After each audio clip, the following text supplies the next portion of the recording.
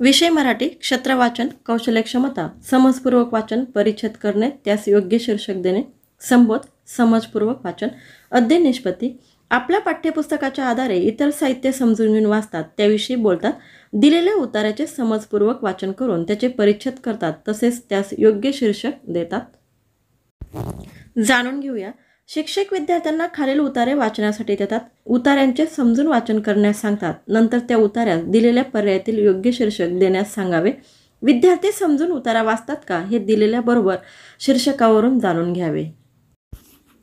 भयान काळोख्या रात्रीला घाबरू नये, कारण ती रात्र सरल्यानंतरच उज्ज्वल तेजोमय पूर्व दिशा उजळणार असते. दिवस सुरू होणार असतो, परंतु त्यासाठी रात्र सरण्याची वाट पाहावी लागते. त्याचप्रमाणे जीवनात अनेक संकटे येतात. त्या संकटांना पाहून आपण भांबावून न जाता धैर्याने संकटांना सामोरे जावे, संयमी वृत्ती ठेवावी. काही काळातच ती संकटे जाऊन आपल्याला सुख मिळणार असते.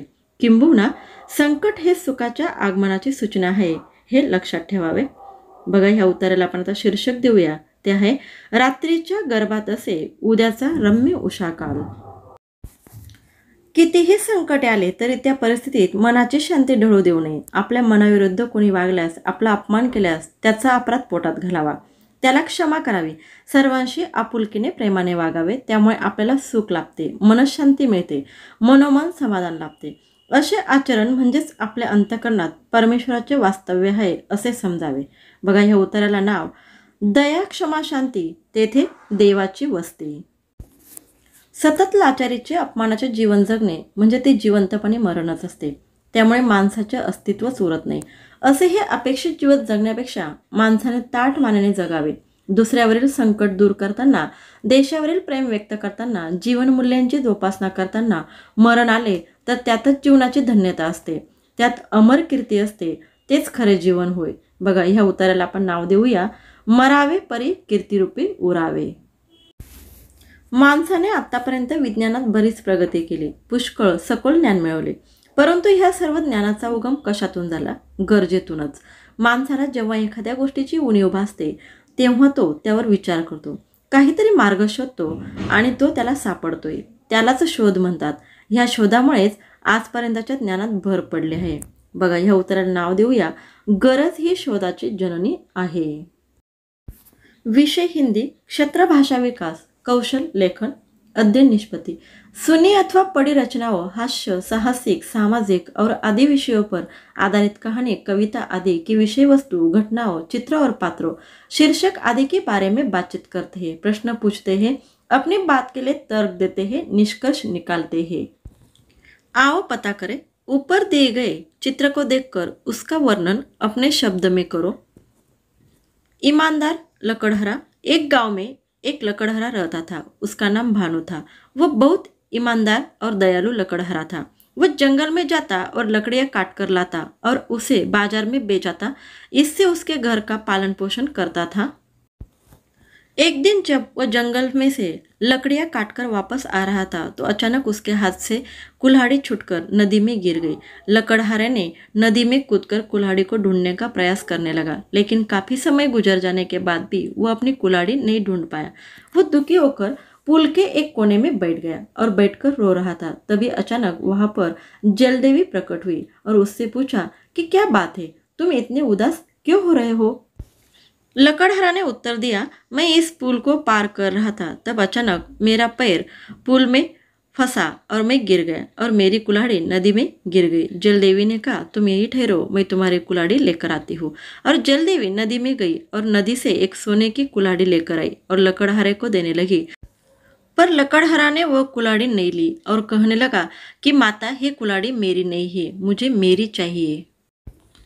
फिर जलदेवी वापस नदी में गई और नदी से चांदी की कुल्हाड़ी लेकर आई और लकड़हरे को देने लगी. फिर से लकड़हरे ने मना कर दिया, ये कुल्हाड़ी भी मेरी नहीं है. फिर से जलदेवी वापस नदी में गई और नदी से उसकी लोहे की कुल्हाड़ी लेकर आई और उसको देने लगी. लकड़हरे ने खुशी खुशी से अपनी कुल्हाड़ी ले ली.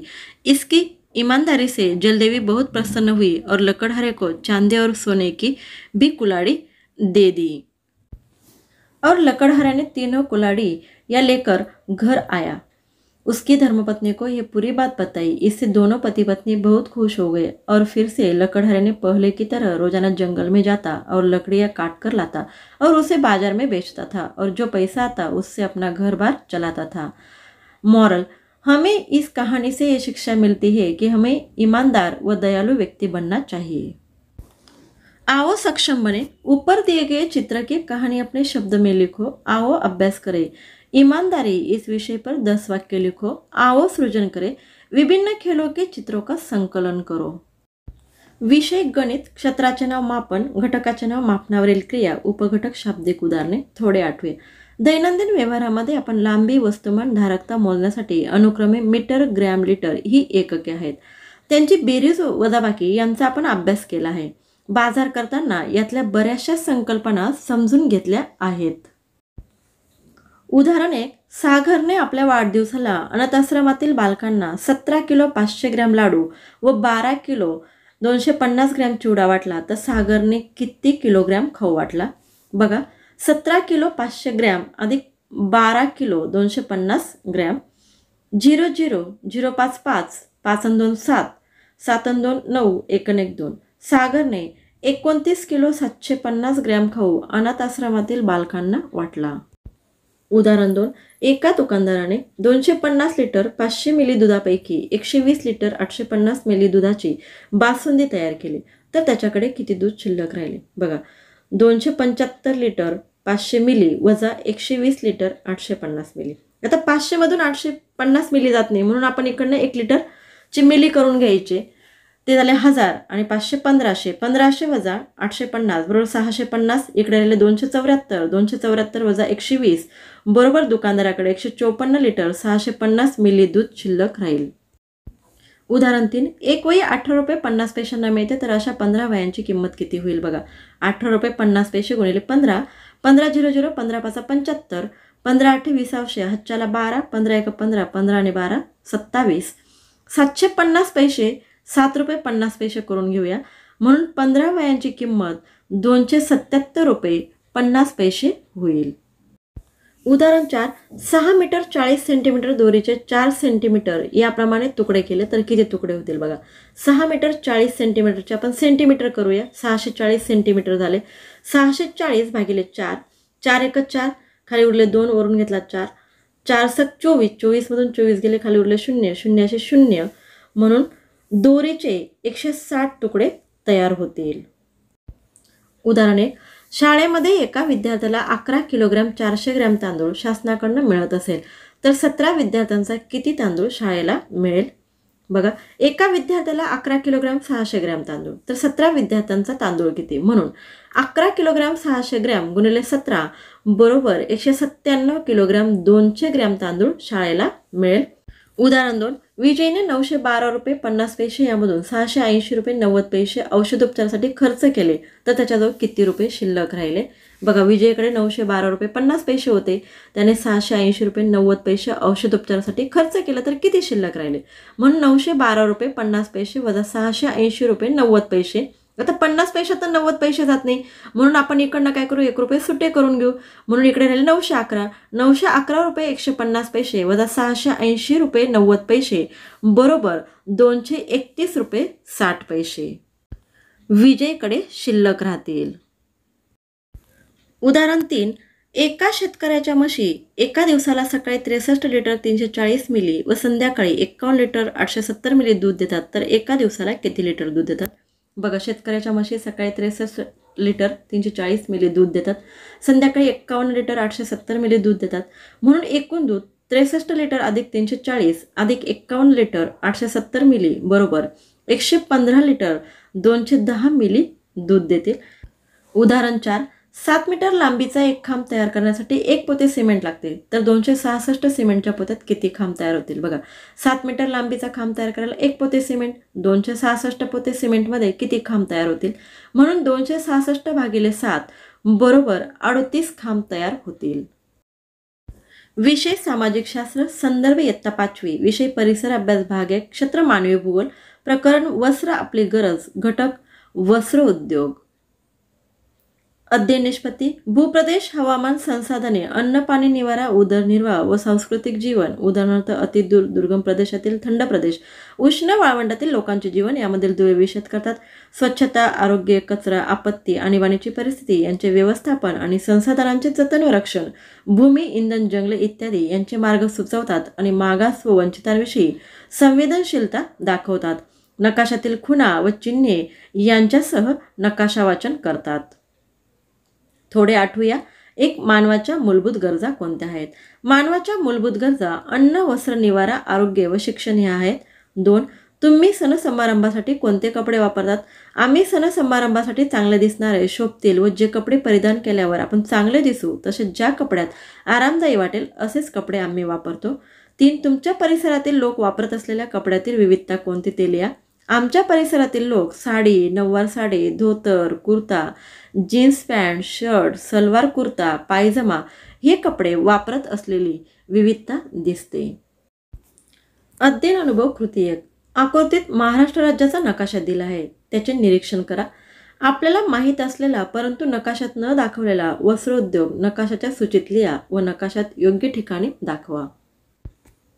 महाराष्ट्र राज्य महत्त्वाचे वस्त्रोद्योग इचलकरंजीचे कापड सोलापुरी चादर हिमरू शाल येवला साडी पैठणची पैठणी. बघा वस्त्राच्या विविध प्रकारची यादी करा. इचलकरंजीचे कापड सोलापुरी चादर हिमरू शाल येवला साडी पैठणची पैठणी हे वस्त्रांचे प्रकार आहेत.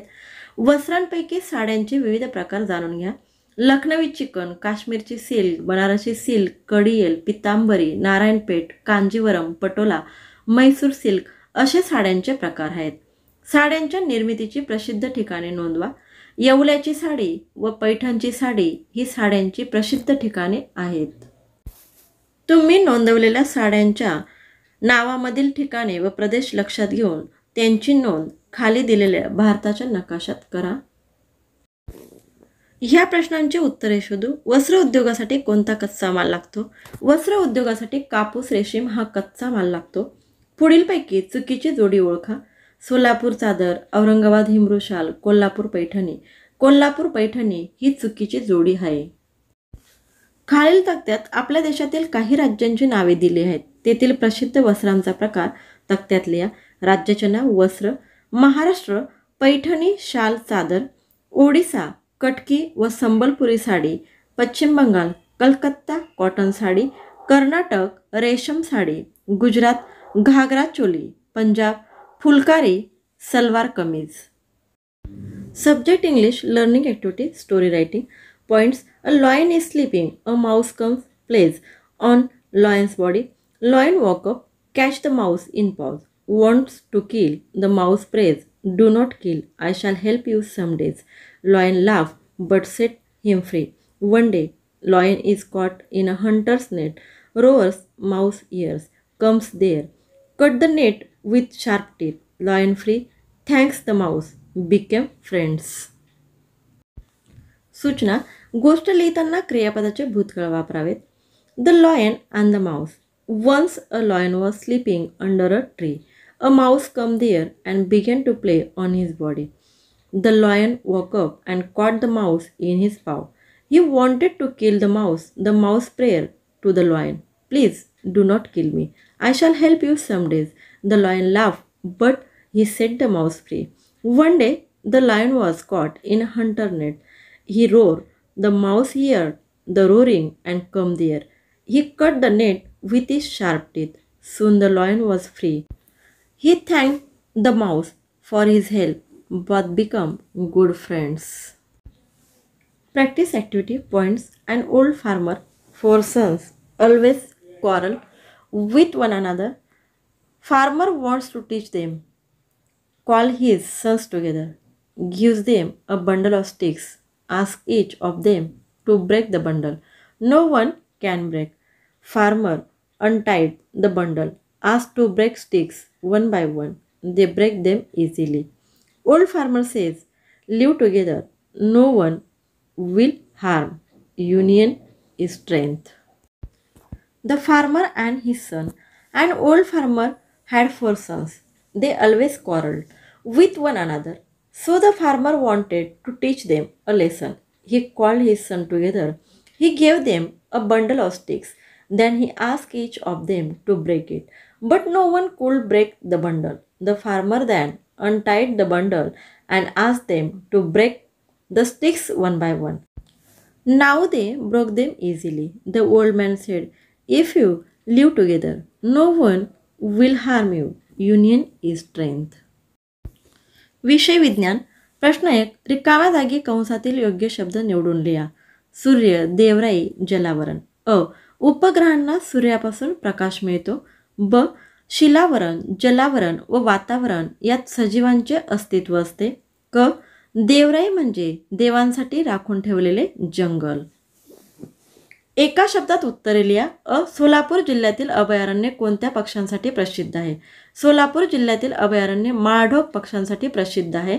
ब. भारताचा मंगलयान हा उपक्रम कोणत्या नावाने ओळखला जातो? भारताचा मंगलयान हा उपक्रम मॉम ह्या नावाने ओळखला जातो. इ. धान्य उत्पादनात झालेली प्रचंड वाढ कोणत्या नावाने ओळखली जाते? धान्य उत्पादनात झालेली प्रचंड वाढ हरित क्रांती ह्या नावाने ओळखली जाते. बघा खालील चित्र बघा. अ.